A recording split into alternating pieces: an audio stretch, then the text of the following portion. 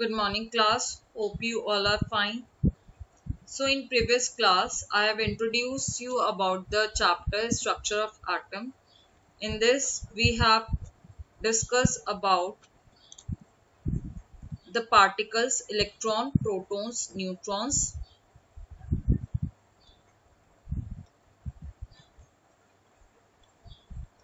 Now let's see the radioactive elements. What are the radioactive elements? Radioactive elements are the elements which emit radiations on their own. Alright, and this is known as radioactivity. And this field is generated by Henry Becquerel.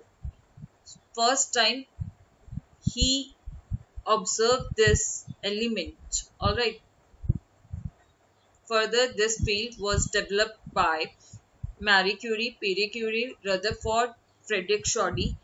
These are some important persons who developed these field, radioactive field. All right.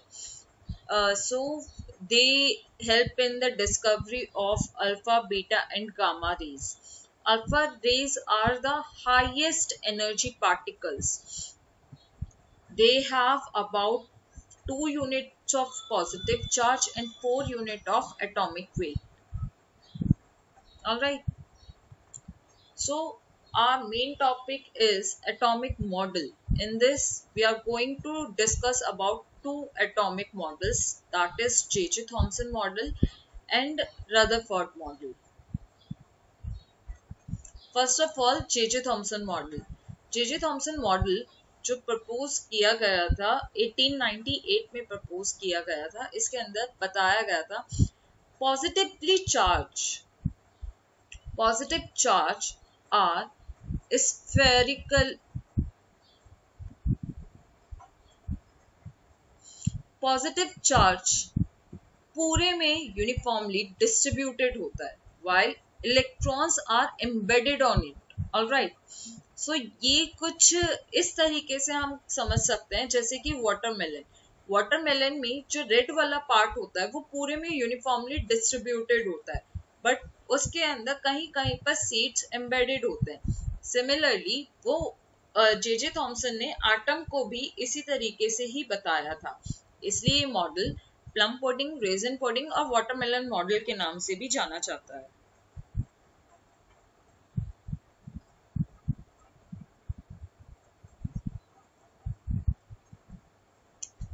Next, Rutherford's nuclear model of atom. इसमें हमें observation, research और इस model के कुछ drawbacks देखने हैं. First of all observations, कैसे ये एक्सपेरिमेंट परफॉर्म किया गया था एंड उनसे क्या क्या ऑब्जर्वेशंस देखने के लिए मिली थी. हमने एक सोर्स लिया अल्फा पार्टिकल्स का, लेड प्लेट ली और गोल्ड की फॉइल लगा दी. एक फोटोग्राफिक प्लेट थी जिससे पता चल रहा था कि कहाँ कहाँ पर कौन कौन से पार्टिकल्स आ रहे हैं. जैसे ही हमने अल्फा पार्टिकल्स का सोर्स से अल्फा पार्टिकल्स रेडिएट होना स्टार्ट हुए एंड वो गोल्ड की फॉइल पर आए, तो वहां पर देखा गया कि कुछ पार्टिकल्स ऐसे थे जो डिफ्लेक्ट ही नहीं हुए हैं. जैसे में वो आए थे वैसे में ही वो चले गए, लेकिन बहुत थोड़े फ्रैक्शन में पार्टिकल्स डिफ्लेक्ट हो गए थे एंड कुछ बहुत ही थोड़े पार्टिकल ऐसे थे जो 180 डिग्री से रिफ्लेक्ट बैक हो गए थे. तो ऐसा किस वजह से हुआ?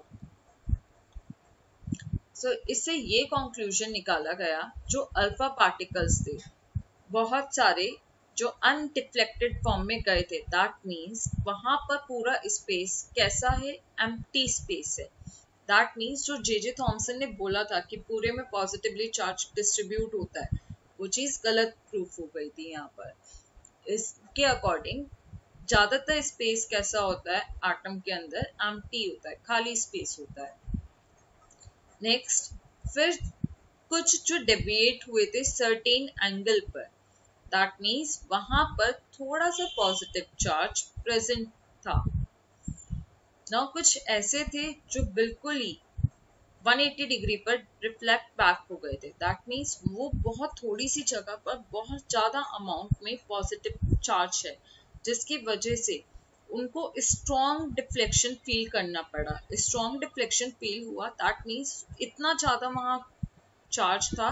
अल्फा पार्टिकल्स के ऊपर पॉजिटिव चार्ज होता है, एंड वहां जो बीच में पार्टिकल्स थे कहीं पर, वो पॉजिटिव चार्ज इतना ज्यादा हाई था कि इतनी रिपल्शन हुई उसमें कि 180 डिग्री पर ही वो रिफ्लेक्ट बैक हो गए। सो इस मॉडल के अकॉर्डिंग एक स्मॉल रीजन में पॉजिटिवली चार्ज कंसंट्रेटेड होता है और वहीं पर ही ज्यादातर मास होता है एटम का। और उसी चीज को रदरफोर्ड ने क्या बोला था, न्यूक्लियस बोला था। न्यूक्लियस के सराउंडिंग में ही इलेक्ट्रॉन्स होते हैं और वो एक सर्कुलर पाथ में बहुत स्पीड से ट्रैवल कर रहे होते हैं, और उनको क्या बोला गया था, ऑर्बिट्स बोला गया था। तो जैसे रदरफोर्ड ने उसको एक्सप्लेन किया था, जैसे एक सन और प्लैनेट्स रिवॉल्व करते हैं, इसी तरीके से ही ऑर्बिट्स के अंदर इलेक्ट्रॉन रिवॉल्व करते हैं न्यूक्लियस के अराउंड पर। सो इस तरीके से इनके बीच में जो अट्रैक्शन रही थी, उस अट्रैक्शन को क्या बोला गया था, इलेक्ट्रोस्टैटिक फोर्स ऑफ अट्रैक्शन। तो रदरफोर्ड का मॉडल बहुत ज्यादा सक्सेसफुल मॉडल था, लेकिन इसके कुछ ड्रॉबैक्स भी थे। रदरफोर्ड मॉडल के क्या ड्रॉबैक्स थे? इस मॉडल के ड्रॉबैक्स मेन ये थे कि इन्होंने नहीं बताया कि अब इलेक्ट्रॉन्स है, इलेक्ट्रॉन्स अगर एक ऑर्बिट के चारों ओर मूव कर रहे हैं और करते जा रहे हैं, दैट मीन्स उनकी स्पीड इंक्रीज हो रही है। जैसे जैसे वो उसके पास आएंगे और स्पीड इंक्रीज होगी। अगर ऐसे स्पीड इंक्रीज होती गई तो एक टाइम ऐसा आएगा कि ऑर्बिट श्रिंक हो जाएगी। ऑर्बिट श्रिंक होने का मतलब है कि पार्टिकल, वो जो एटम है, एटम की स्टेबिलिटी ही नहीं है, क्योंकि एक टाइम ऐसा आएगा वो इलेक्ट्रॉन्स बिल्कुल ही प्रोटॉन्स के पास आ जाएगा, उनके बीच में अट्रैक्शन बहुत ज्यादा इंक्रीज हो जाएगी। तो वो ऑर्बिट किस तरीके से श्रिंक हो रही है, वो होनी भी चाहिए थी, उस चीज को वो एक्सप्लेन नहीं कर पाए थे कि ये मॉडल स्टेबल क्यों है। एटम और इलेक्ट्रॉन्स जो है, इलेक्ट्रॉन्स एंड प्रोटॉन्स, वो आपस में अट्रैक्शन इतनी ज्यादा शो क्यों नहीं कर रहे हैं। नेक्स्ट ड्रॉबैक था कि वो ये नहीं बता पाए किस तरीके से इलेक्ट्रॉन का डिस्ट्रीब्यूशन हुआ हुआ है, इलेक्ट्रॉन स्ट्रक्चर क्या है, एनर्जीज क्या है इलेक्ट्रॉन्स की, न्यूक्लियस के अराउंड पे क्या कोई इलेक्ट्रॉन सबसे दूर क्यों जाएगा, कोई इलेक्ट्रॉन पास वाली ऑर्बिट में क्यों रहेगा, उस चीज को वो एक्सप्लेन नहीं कर पाए। उन्होंने वो तो बता दिया कि ये ऑर्बिट में एग्जिस्ट करते हैं, लेकिन ऑर्बिट में एनर्जी लेवल क्या है उनका, उन चीजों को रदरफोर्ड एक्सप्लेन नहीं कर पाए थे। तो ये कुछ ड्रॉबैक्स थे रदरफोर्ड मॉडल के। ऑलराइट,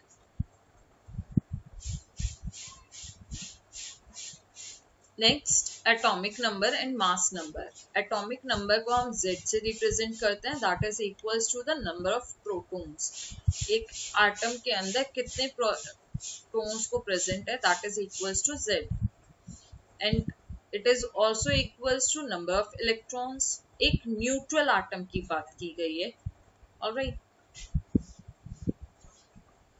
नेक्स्ट प्रोटॉन्स और न्यूट्रॉन्स जब एक साथ प्रेजेंट होते हैं, उसी टर्म को बोला गया न्यूक्लियॉन्स। एंड मास नंबर को A से रिप्रेजेंट करा जाता है न्यूक्लियॉन्स के लिए। अब उसके अंदर क्या है, number of protons and the number of neutrons. So इसके बारे में हम नेक्स्ट क्लास में पढ़ते हैं डिटेल में ये क्या था।